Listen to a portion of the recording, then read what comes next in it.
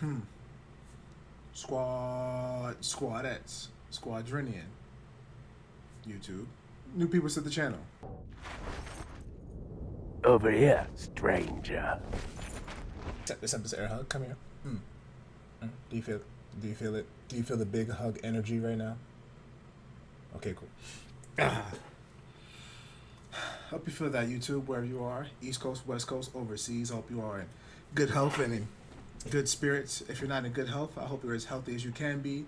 And if you are in good spirits, then I hope by the end of this, then I hope by the end of this discussion video, we have today going on, then, you know, you're at least feeling better, or where I'm at in this whole sticky, touchy subject that is UFC fighters pay. So with that being said, let's dive in. Feel me?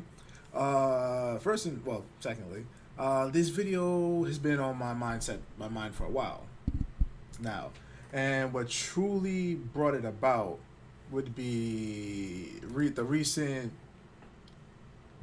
episode of the Tough Business podcast, talking business with UFC President Dana White. If you go to them, watch the video, show them some love. It's about 45, almost 46 minutes. But there was definitely a segment about fighters pay that came up with Travis Brown, and I thought it was a little ironic, that about fighters pay. And Travis Brown said what he said too, but when you're married to Ronda, but I digress. But Dana's, brutal honesty or brutal response to it was a little savage. I don't give a But don't get me wrong, I say this, Dana's answer was brutally, and his opinion is respected, of course.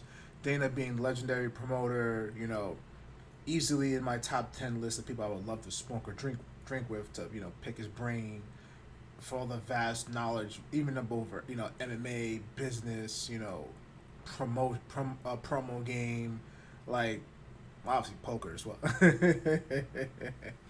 Feel me? Yeah, man. Definitely would love to, but you know how it goes, especially hood mentality. We keep it a bean across the board. Talk the same way as I would if I met you in person. Feel me? Same way I would talk to you here.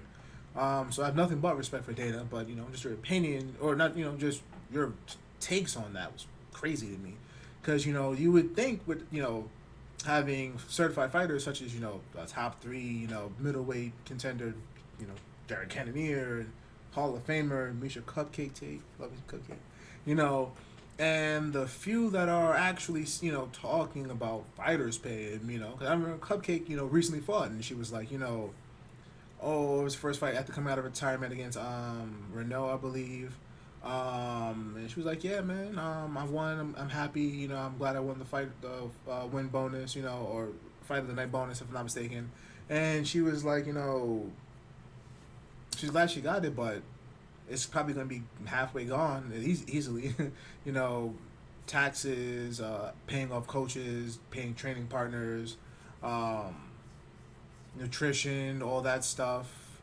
So that 50 G's, you can imagine, probably flies out. And out of 50 G's, they probably get less than 20? Probably don't even get that, maybe. Of course, especially if they're an overseas fighter fighting in, America, or if they're America fighting overseas, them overseas taxes, boy, I'm just saying. And you see this because, on the other side, you see, these young fighters, especially the ones coming in like Tom Espinal, when he won the fight of the night bonus, or the knockout of the night bonus, and or it was either knockout of the night or performance of the night, and he bawled, he cried, man, he cried, like just tears of joy, and like I forget the one female fighter who won it, and while she was getting her hands unwrapped, sitting on the floor with her coaches after she won, and they came like, yo, you won the 50 G's, you won the fight bonus, and she just bawled, and her coach's arm just bawled, bro, and you see it, man, and it's like, damn, bro, and it's like literally, like I said in the last video, literally, like Tony Ferguson said, literally, like when he fought Beneil Dariush, why is it 50K? Like, why isn't the fight bonus 70K, 75K? Like, That's a good question. The cost of living has gone up. The salaries across most of the major sports have gone up. You know, but you would think the fight bonus would go up, or correction, you think it would go back up. Excuse me? I didn't quite get that. Could you believe the fight bonus back in UFC 119 was 70K? Yeah, UFC 119. 70K. Marco Krokov won that boy. He won that bad boy. But it's 50K currently, right? That's weird. When was UFC? Oh, let's bring this over here real quick. When's that? Oh, 2010. Oh. So you're telling me back in 2010 the fight bonus was 70K, but right now it's 50? That's surprising. That's kind of surprising. You would think, right? That's weird. That's weird. But you know, salary's gone up though, but it used to be. So I wonder why. Oh, right. But so this would be the second time it went back to 50. All right. So now, you know, we're gonna have to get into these points. Well, let's bring another a clear incentive here, cause we got to talk about the next key point, banners. The second way to bring up to increase fighters' pay outside of salary, of course, and you know, fight bonus, fight of the night, submission of the night, knockout of the night, make those 75K flat rate across the board, of course, taxes and all that, but still. Second way is UFC banners. I know some of you are like, banners, what do you mean? Yeah. Back in, you know, before the Reebok deal of 2015, sponsorship banners were allowed behind fighters on their walkout coming to the arena, and when Bruce Buffer, the voice of the Octagon, fighters were allowed to have banners where some of them have their flags of their countries. That used to be where some of them had their banners. True story. From some of my research I've done, Mike Schwick, you know, shout out to Mike Schwick and his podcast, Keeping It Quick with Mike Schwick, or real quick with Mike Schwick on YouTube. Great fighter, good podcast, vast knowledge. But he's accredited for being one of the first fighters to come out with the banner or the sponsorship banners.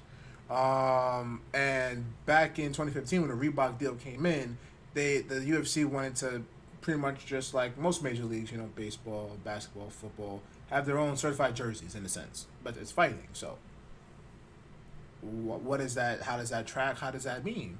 Well, what it did was for every fight, you no longer come to sponsorship. You're getting a pay cut from sponsorships from Reebok and now Venom.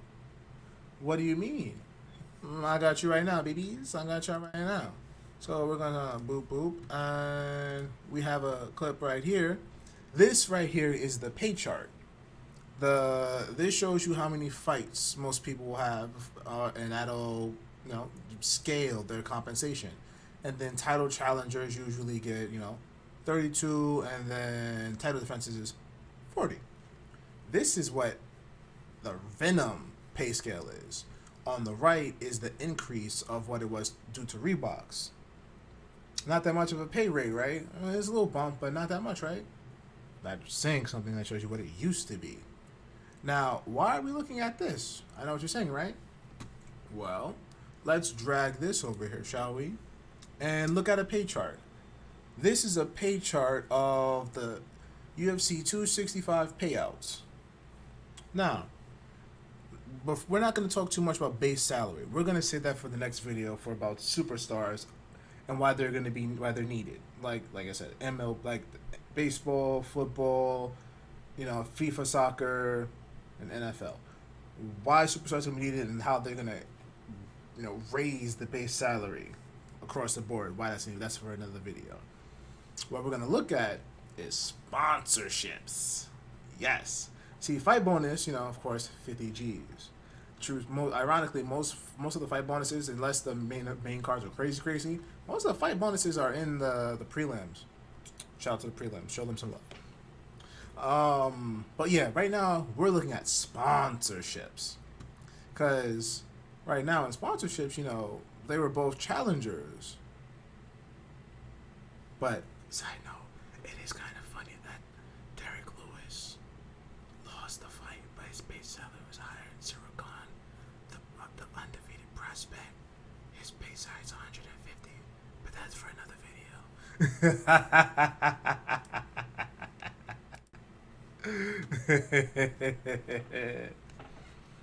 So, oh right, I don't know why I came back so early. We have to show you the part of my researching, feel me, that we put in some work to go find.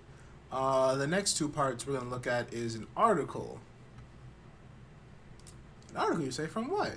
Well, from a magical year of 2012. And on the UFC website. In regards to the Reebok deal and the sponsorships, we're looking at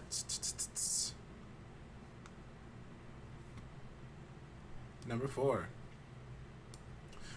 When will athlete sponsors no longer be permitted to have exposure on athlete apparel? This will be referred to on the shorts. I'll have a picture I'll have a picture up. I believe it'll be like Quentin Rampage Jackson shorts. Quentin Rampage Jackson. Most people don't remember, before the Reebok deal, sponsorships were allowed on the banners and on your shorts, and companies would pay money to be on those sponsorships, gladly. I believe some of them is like $50,000 per fighter per year, but the way some of these companies are making bread, that's light cheese to them. Will gladly pay that. Feel me? So we have this. Athlete sponsorships will no longer be permitted to have exposure on athletes' apparel during UFC Fight Week official events, including Fight Night, UFC produced content, or other official events, beginning the week of July 6, 2015, International Fight Week. Are athletes permitted during Fight Week once again, you see this. Athlete sponsors are not permitted during UFC Fight Week events, including fight nights. So you're getting along the skinny of it. And here's the key part right here as well. Number 6. Can fighters continue to have sponsors outside the official events? Yes, they can. They're just not allowed to have them or show them during Fight Week. Why is a problem? Well, like I said before, YouTube, it is the aspect of, we're talking about fighters' pay. And on top of either increasing base salary, which I'll say that for another video, of superstars of the UFC, fight performances or fight bonuses has to be increased to 75K. And banners, bring back UFC sponsorship banners. All these companies will easily pay, no matter how much, even if it's only just for the walkout, and then just for Bruce Buffer, voice of the Octagon, to do his, speak his voice. Whatever tax you want to charge, they'll freely pay that without question. Feel me? You want to increase. You want fighters to earn their money. Of course, you don't want them to be, rookie salary to be crazy. Have them earn it, But we're gonna save that part. But you have to increase the performance bonuses. 75K. It cannot be 50K anymore. It cannot. And bring back banners. Bring back the sponsorships. If the sponsorship banners come back, it doesn't have to even be on the shorts. Just let them bring back banners. Simple. Without question. Feel me? So, yeah, YouTube. With that, those are our points. Our two main ones. You know what I'm saying? Fight performance bonus, increase that. And bring back sponsorship banners. Hopefully, maybe somebody in the UFC will watch this video. Who knows? Maybe they're already thinking this. Who knows? This is just my beef, my speculation, my thoughts on the topic at hand. Let me know in the comments. You know what I'm saying? Like, comment, subscribe. Let me know what y'all, if y'all agree with me. Y'all got gripes with any points of this video, or if y'all like, yeah, man, what's up with that? Why is it? I bet some of y'all didn't even remember it used to be 70K back in UFC 119. Feel me? A whole bunch of stuff. Feel me? But let me know if this, there's stuff you already knew, if you agree with it, or if I blew your mind with knowledge that you didn't even know this or remember. But yeah, man, squadronion. Thank y'all. Feel me? Jay-Z voice. You could be anywhere in the world, but you were here with me, so I appreciate that. Feel me? Your time is precious, and I thank you for spending all your time here. Feel me? Yeah, homies, keep your heads up. It's always darkest before the dawn. You can't shoot for the stars. You're looking at the ground. And ladies, I told you today, you're absolutely beautiful. And on that channel, on that YouTube, let me get a yay. I'ma holla at y'all, alright? Y'all be good, y'all be safe, and y'all be easy. I'll see y'all next time.